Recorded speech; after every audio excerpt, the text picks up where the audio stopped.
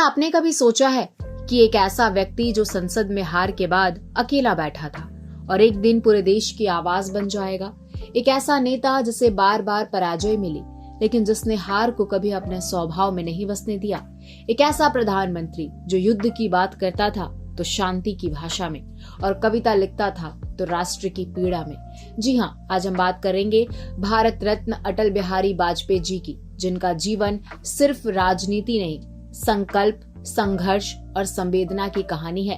अटल बिहारी वाजपेयी जी का जन्म 25 दिसंबर 1924 ग्वालियर मध्य प्रदेश में हुआ। पिता कृष्ण बिहारी वाजपेयी एक शिक्षक और कवि थे। शायद यहीं से अटल जी के भीतर कविता और विचारों का बीज पड़ा। वे बचपन से ही तेज बुद्धि, स्पष्ट भाषा और आत्मसम्मान के लिए जाने जाते थे। आज जब हम उन्हें महान नेता कहते हैं तो ये भूल जाते हैं कि उनका रास्ता कभी आसान नहीं था। वे लोकसभा चुनाव कई बार हारे। एक समय ऐसा भी आया जब संसद में वे लगभग अकेले थे, लेकिन अटल जी कहते थे, हार नहीं मानूंगा, रार नहीं ठानूंगा। वे जानते थे कि सत्ता से बड़ा होता है सिद्धांत।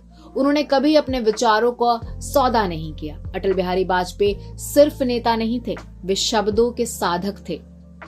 जब वे सांसद में बोलते थे तो विरोधी भी मौन हो जाते थे। उनकी कविताएं आज भी हृदय को छू जाती है। मैं अकेला ही चला था जानिब ए मंजिल, लोग मिलते गए और कारवा बनता गया।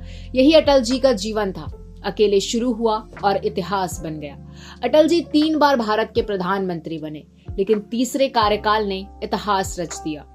पोखरण परमाणु परीक्षण, स्वर्णिम चतुर्भुज परियोजना, पाकिस्तान से बस यात्रा की पहल और कारगिल युद्ध में निर्णायक नेतृत्व। वे कठोर निर्णय लेते थे, लेकिन दिल में देश के हर नागरिक के लिए सम्मान रखते थे। वे सिखाते हैं कि सत्ता सेवा का माध्यम है, विरोध शत्रुता नहीं होता और शब्द हथियार नहीं सेतु होता है। 2018 में जब अटल बिहारी वाजपेयी जी का निधन हुआ तो पूरा देश शोक में डूब गया, लेकिन वे आज भी जीवित हैं, हमारे विचारों में, हमारी राजनीति में और हमारे भारत की आत्मा में।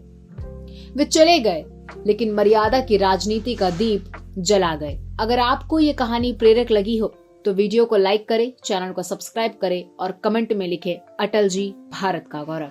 क्योंकि नेता बहुत आते हैं, लेकिन अटल केवल एक ही होता है। जय हिंद।